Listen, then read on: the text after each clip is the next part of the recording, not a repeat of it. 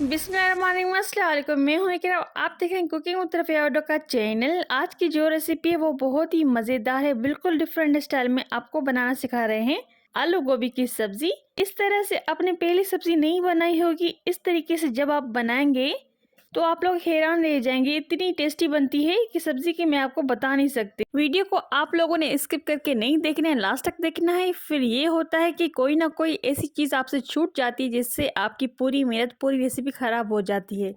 तो चलिए जी, मजेदार सी रेसिपी बनाना स्टार्ट करते हैं। सबसे पहले पानी को गर्म कर लेंगे, उसमें नमक और हल्दी शामिल कर देंगे, अच्छी तरीके से मिक्स कर देंगे और फूल गोभी इसमें ऐड कर देंगे। तो यहाँ पर हमने 750 ग्राम ली थी फूल गोभी।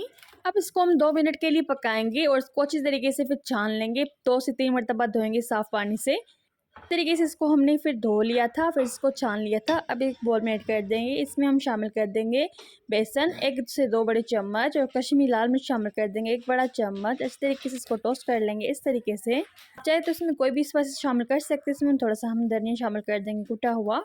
दोबारा इसको मिक्स कर देंगे, इस तरीके से टोस्ट कर लेंगे। तो आप ये देख सकते हैं अच्छी तरीके से गोभी के ऊपर मसाला लग चुका है। अब इसको हम फ्राई करेंगे। तो एक पैन में हम शामिल कर देंगे मस्टर्ड ऑयल यानी कि सरसों का तेल 2 बड़े चम्मच। तो इस ऑयल से बहुत ही ज़बरदस्त फ्लेवर आता है सब्जी में। तो आप चाहें तो कुकिंग ऑयल भी इस्तेमाल कर सकते हैं। इसको हम फ्राई करेंगे मीडियम फ्लेम पर, ताकि थोड़ी सी क्रंची और क्रिस्पी हमारी गोभी बन के रेडी हो जाए। तकरीबन इसको हम 5 मिनट के लिए मीडियम लो फ्लेम पर इस तरीके से हम स्टर करते जाएंगे और इसको हम फ्राई करेंगे। जब खाने में खास जायका चाहिए तो बनाएं फिर ये लजीज मज़ेदार सी सब्ज़ी। अब घर वाले भी सब्ज़ी भी शौक और मज़े लेकर खाएंगे, ये इतनी मज़े की बनती है। अब इसको हम रखेंगे इस साइड पर।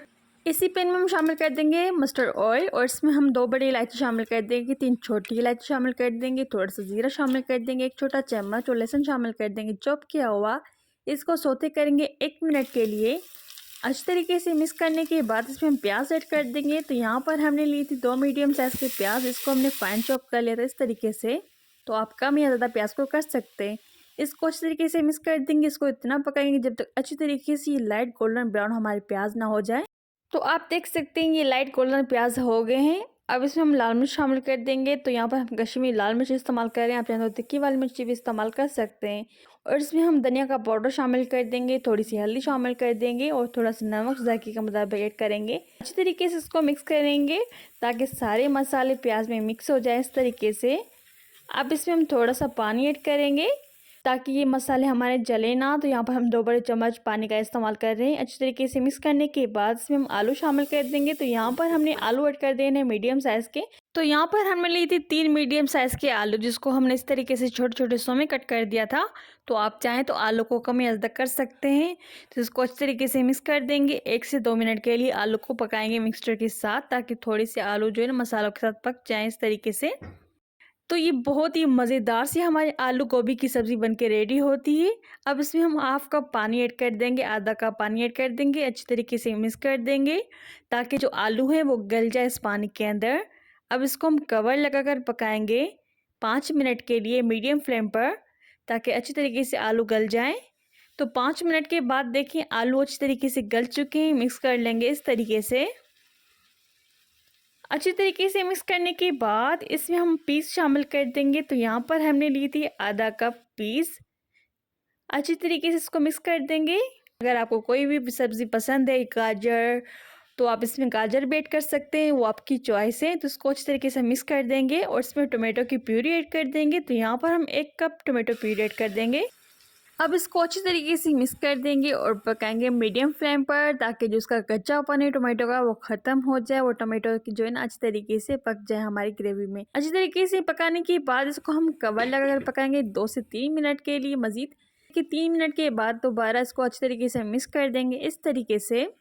अब इसका फ्लेवर बढ़ाने के लिए इसमें हम सूखी मेथी शामिल कर देंगे 1 बड़ा चम्मच, जिसको हाथों की मदद से क्रश कर लेंगे, और थोड़ा सा गरम मसाला शामिल कर देंगे। हरी मिर्च शामिल कर देंगे चॉप की हुई। तो यहाँ पर हमने मीडियम साइज़ की 2 ली थी हरी मिर्च, जिसको हमने चॉप कर लिया था। अच्छी तरीके से मिक्स कर देंगे।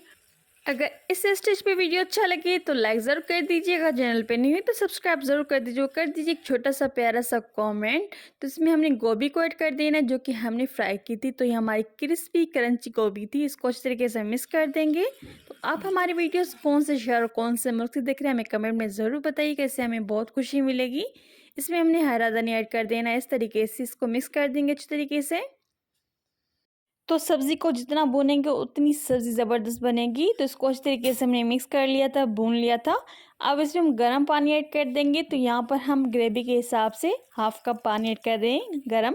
तो आप जितनी ग्रेवी को रखना चाहें उसी हिसाब से पानी ऐड कीजिएगा। अच्छी तरीके से मिक्स कर देंगे। अब इसको हम कवर लगाकर पकाएंगे 5 मिनट के लिए मीडियम लो फ्लेम पर, ताकि अच्छी तरीके से सब्ज़ी भी गल जाए और ग्रेवी भी जो है वो गाढ़ी सी बन जाए। तो ये देखिए अच्छी तरीके से ये हमारी मज़ेदार सी आलू गोभी में सब्ज़ी रेडी हो चुकी है। सर्व करने के लिए थोड़ी सी चटपटी बनाने के लिए इसके ऊपर थोड़ा सा लेमन जूस डाल देंगे और अच्छे तरीके से मिक्स कर देंगे।